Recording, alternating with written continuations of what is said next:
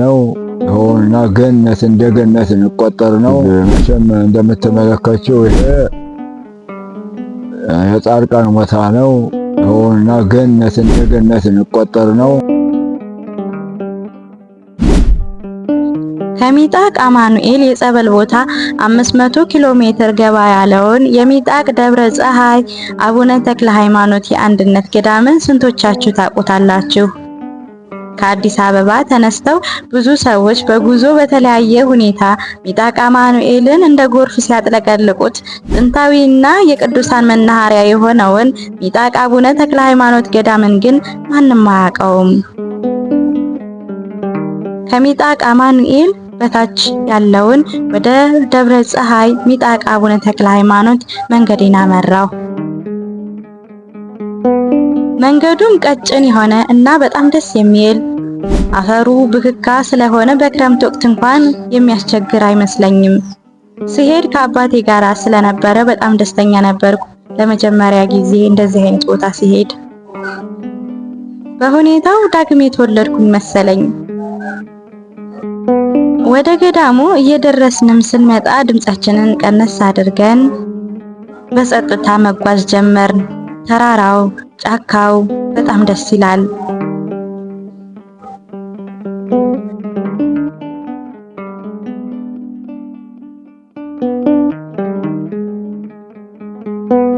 በቦታው ላይ ከአዕዋፋትና ከእንስሳት ድምጽ በስተቀር ፍጹም አይነት ድምጽ የሚሰማበት ቢጮህ ራሱ ሰው የሚደርስበት ቦታ አይመስልም።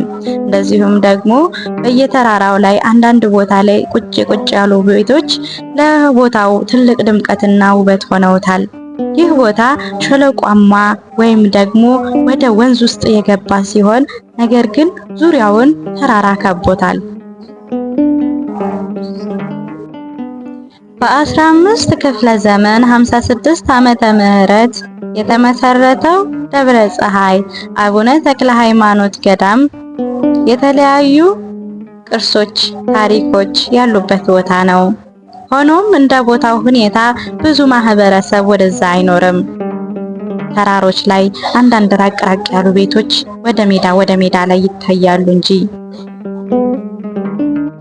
በገዳሙም የሚገኙ ቅርሶች አቡነ ተክለ ሃይማኖት የተቀመጡባት ድንጋይ፣ ዳዊታቸውን ያስቀመጡባት የቅዱሳን አጽም፣ ቅባ ቅዱስ የሚያፈልቀው ዝግባ፣ ፍልፍል ዋሻ፣ የወንዶች ገዳም እና የተለያዩ ቅርሶች ይገኛሉ። ወደ ገዳሙም በደረስን ጊዜ ፊት ለፊት የወንዶች ገዳም ይታያል። ወደዛ ሴቶች አይቀርቡም። እኔም ከርቀት ነው የቀረጽኩት። በጸጥታ ሆነን ወደፊታችን እናመራን። ወደ ገዳሙ እየቀረብን ነው። ታላላቅ ዛፎችና ጥቅጥቅ ያሉ ደኖች ይታያሉ። እንደዚሁም ደግሞ የተለያዩ እንስሳዎች፣ የዱር አራዊቶች አሉ። እነሱም እነ ጦጣ፣ እነ ጉሬዛ በእነዚህ ትላልቅ ዛፎች ላይ ቁጭ ብለዋል።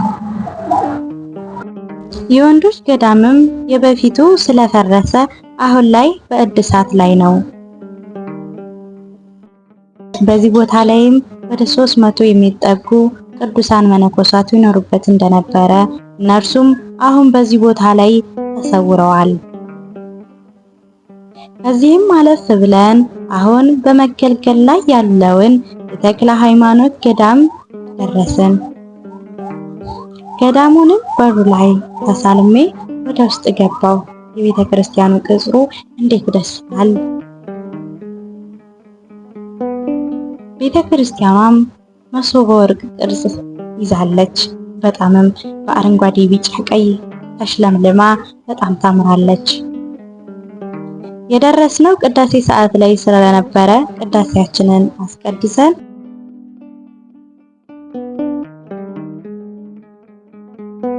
ካስቀደስን በኋላ የገዳሙን አበምኔት አስፈቅደን ቀረጻ ጀመርን። ቀረጻ ካሜራ አይፈቀድም በቦታው ላይ። የጣራው አሰራር ጥቅጥቅ ባሉ ማገሮች ተሰርቶ በጣም የሚያምርና ጥንታዊ መሆኑን ያስታውቃል። የግቢው ነገር ቢተኙበት ይቆረቆራል ለማለት ይከብዳል። ከዛም የገዳሙ አስተዳደር መላከ ፀሐይ ቆሞስ አባ ግርማ ወንድማገኝ ታሪኩን በአጭሩ ገለጻ አድርገውልናል።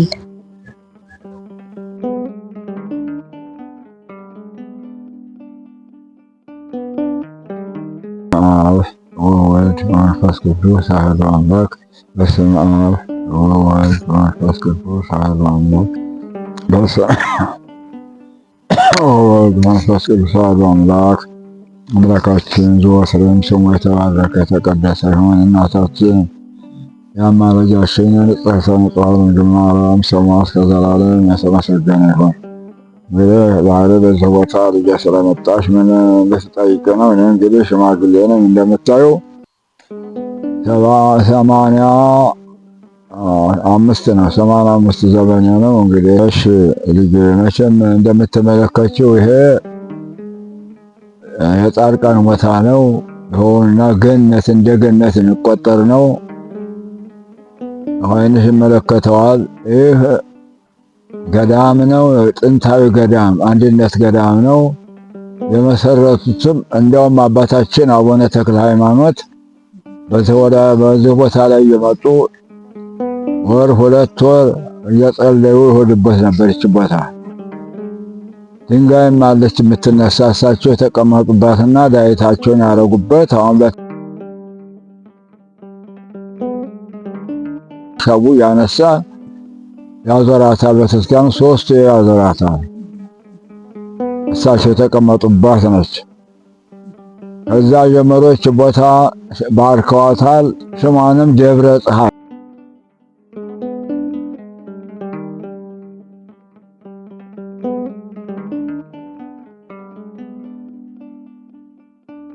አቡነ ተክለ ሃይማኖት። አንቺማ ደብረ ፀሐይ ነች፣ ደብረ ፀሐይ ብያታለሁ ብሎ ሰየሟት።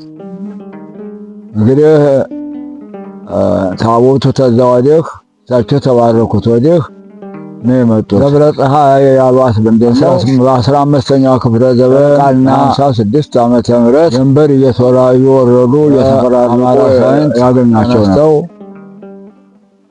ኢየሩሳሌም አባታችንና አቡነ ተክለ ሃይማኖትንና እናታችንን ማርያምን ይዘው ደብረ ሊባኖስ ኢየሩሳሌም ወረዱ። ኢየሩሳሌም ተወረዱ በኋላ መነኩሴ ያገኛሉ። አባ ሙሴን የሚባሉ ዋናው አስተዳዳሪ ኢየሩሳሌም አስተዳዳሪ ያገኛሉ። አባ ሙሴ እናንተ እንግዲህ የመጣችሁ ተወዴት ነው የመጣችሁት? ከሸዋ ከኢትዮጵያ ውስጥ ተሸዋ ምድር ከኢትዮጵያ ከሸዋ ምን ልታረጉ መጣችሁ? ይኸውና ታቦተ ማርያምና ታቦተ ተክለ ሃይማኖት ይዘን ለእናንተ ልናስባርክ ነው የመጣ ነው ይሏቸዋል። አይደግ ነው፣ ጥሩ ነው። በኢትዮጵያ ላይ ተባርከው ሲሄዱ በእኛ ተባርከው ሲሄዱ ኢትዮጵያ ትባርካለች፣ ጥሩ ነው አመጣጣችሁ ብለው አባ ሙሴ ባርከው እንደገና በጥምጥማቸው እምነት አስይዘው ይሄ ተፈቶ በፈሰሰበት ቦታ ነው የምትተክለው ተብለው 12 ናቸው። ዋኖቹ እስቅኤል ዘማርያም አምደ ጽዮን ናቸው። እስቅኤል ዘማርያም አምደ ጽዮን ዳረጋዊ እነኚህ የቀሩት 12 ናቸው። እነኚህ ዋኖቹ ናቸው። እስቅኤል የሚባሉትማ ክንፍም አውጥተው ይሄዳሉ ይባላል። ታቦቱን ታማራ ሰንት ይዘው ሄዱ። ያንን አፈር እንትን ይዘው እምነት ይዘው አፈርና እምነት የተቀላቀለበት ነው። የዞሩ በሀገራቸው ቢገቡ አልፈሰሰም። ባንኮበርም ዞሩ አልፈሰሰም። ባለበት ቦታ ይዞሩም አልፈሰሰም።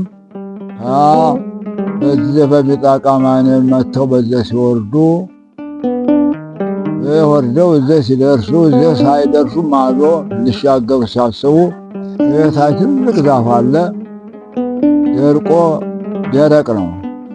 ምንም እንትን የለውም፣ ቅርፊትም የለው፣ ምንም የለው፣ ደረቅ ነው በቅቷል። አሁን እዛ ላይ ደከም ብሏቸው ታቦቱን አረፍ ያደርጓቸዋል፣ ቁጭ ያደርጓቸዋል። ከወዲያ በአመቱ አጨለጨለ ይባላል።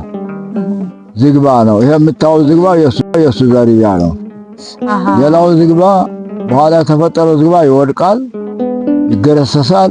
ያ ግን እንዳለ ይኸው የሚታይ ነው። ታውታላችሁ፣ የስር ነው፣ ትልቅ ነው። ውስጡን ስናየው ደረቅ ነው። አሁን ግን ተውስጡ ቅባ ቅዱስ ይወጣ ነበር፣ ይወርድ ነበር። ሰው ከዛ ላይ ያነሳ ቁስሉን እየዳሰሰ ቁስሉን እየቀባ ይድን ነበር። የኛ ኃጢአት እንደ በስመኝተኛው ይኸውና አሁን ያ ቆመ፣ ጠፋ። ቅባ ቅዱስ ጠፋ። ቅባ ቅዱሱ ጠፍቷል።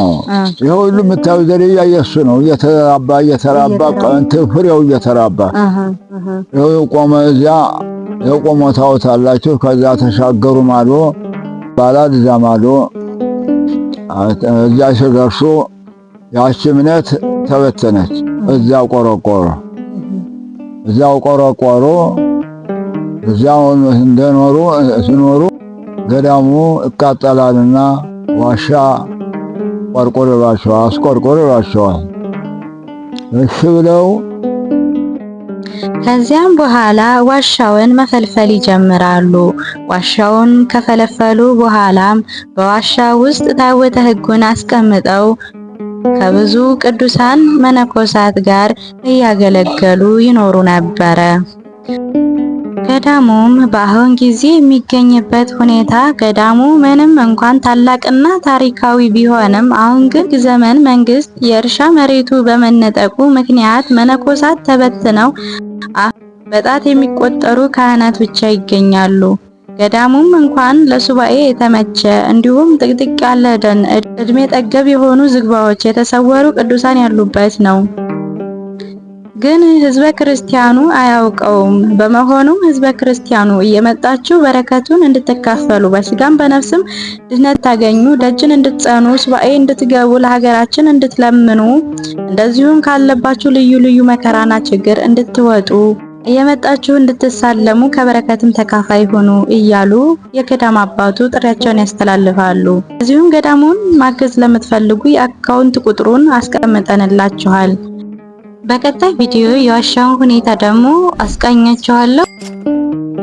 እንደዚሁም እኔም ይህንን የመሳሰሉ ቪዲዮዎች እንዳቀርብላችሁ እንደዚሁም ደግሞ እንዳስጎበኛችሁ ማለት ነው።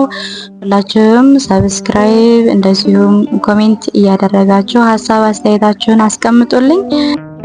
ወስብሐት ለእግዚአብሔር። ይቆየን።